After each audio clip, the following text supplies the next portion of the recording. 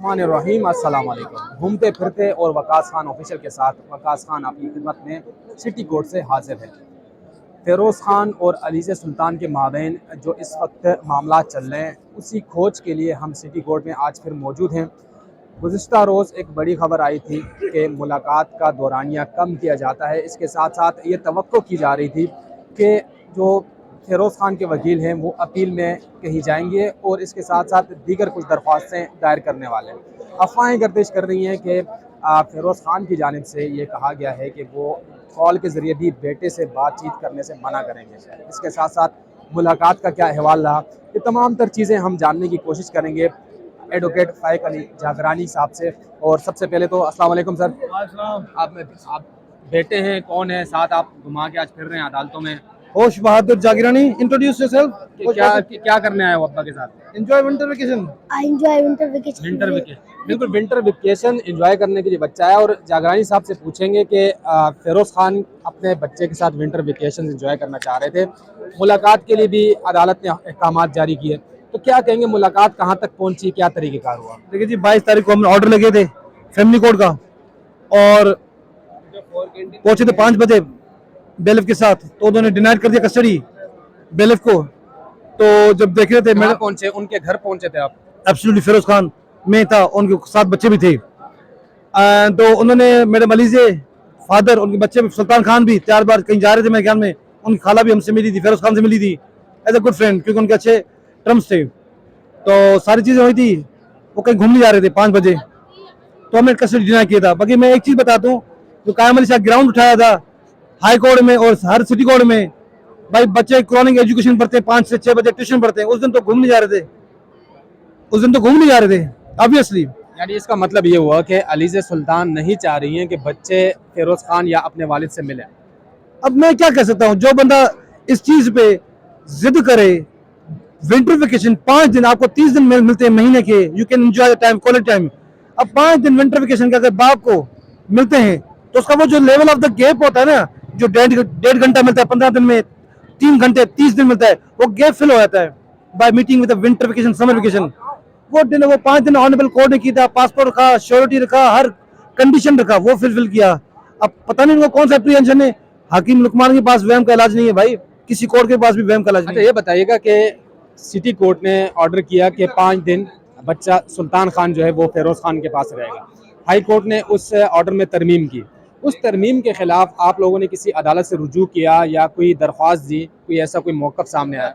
देखिए, मसला ये था, जब आज मुझे 24 तारीख को लिटरली ऑर्डर पड़ा था हाई कोर्ट का, 24 तारीख है, 25 से आपका संडे, 26 से मंडे।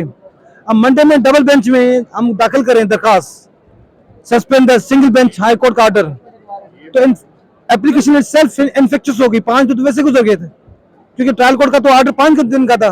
पहली बात, जब इन्होंने बड़ी चालाकी के साथ ये सारा चीजें अपील की थी, न फ़िरोज़ खान क्या था हाई कोर्ट में, न फोन किया था भाई आप वकील साहब आ जाओ कंटेस्ट करते हैं, कुछ फोन नहीं किया फ़िरोज़ खान के न वकीलों को। और कायम अली शाह हंस से बोल रहे हैं भाई मुबारक को मिठाई आप रख लो, भाई आपको हाई कोर्ट का ऑर्डर मुबारक, मगर मैदान होता है, 2 वकील लड़ते हैं, मेरिट होता है, कामयाबी उसको कहते हैं। ये वन साइडेड फैसला है, फिर भी हाई कोर्ट का मुबारक। अच्छा ये बताएं कि अब बच्चा जो है सुल्तान खान, अदालती अहकामात के बाद फ़िरोज़ खान को मिलना चाहिए था, तो वो आप कह रहे हैं कि नहीं मिला। अभी असली ट्रायल कोर्ट में मैंने देखा था, हाई कोर्ट में 2 मॉडिफिकेशन हुई थी। फॉर्मल कोर्ट में फैमिली कोर्ट ने कहा था 5 दिन रहेगा, बेलिफ लेके देगा, 5 दिन भी बेलिफ वापस लेके देगा, ये था ऑर्डर फैमिली कोर्ट का। हाई कोर्ट का ऑर्डर क्या था, बच्चा हर 5 दिन में 10 से 5 बजे मिलेगा और विदाउट बेलिफ, मतलब फ़िरोज़ खान खुद करेंगे पिक एंड ड्रॉप। अब 10 से 5 बजे फ़िरोज़ खान रहता है फेज 6 में, मैडम रहती है कामरा चौरंगी में, जो आज अंडरपास बन रहे हैं, ब्रिज बन रहे हैं, सारे रोड बन रहे हैं, ट्रैफिक होता है, 3 घंटे लगते हैं from Firoz Khan house to the madam Alizeh house. फिर वापस जाना, डिफेंस में छोड़ना चाहिए, डिफेंस से फिर कामरा चौरंगी, 6 घंटे तो वैसे लगे।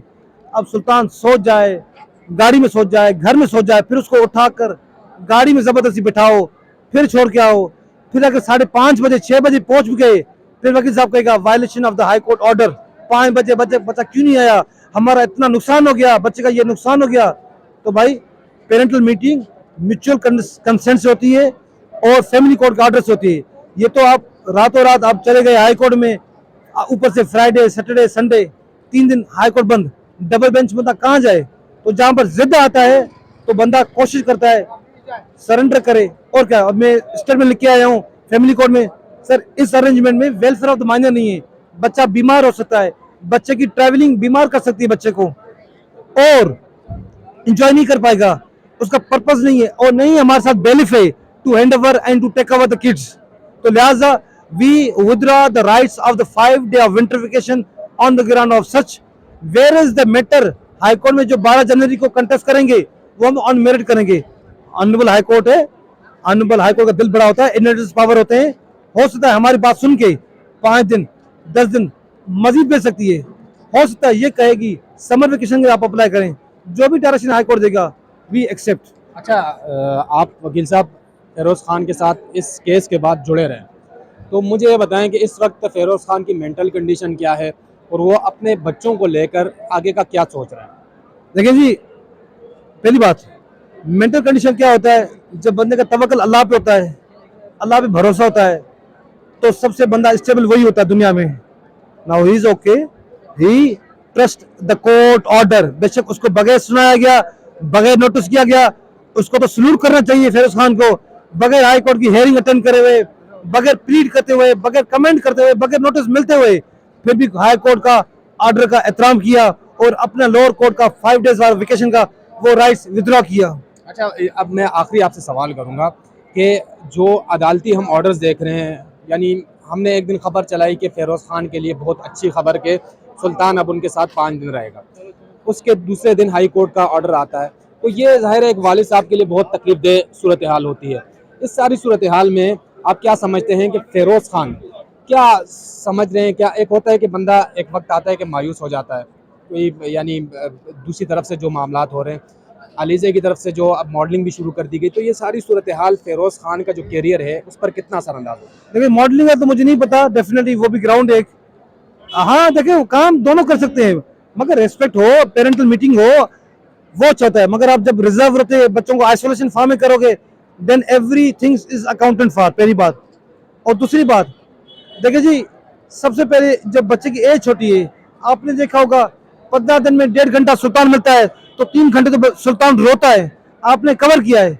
अब बाप है, दर्द होता है यार, 1.5 घंटा मिला हूँ, 3 घंटे रो रहा है।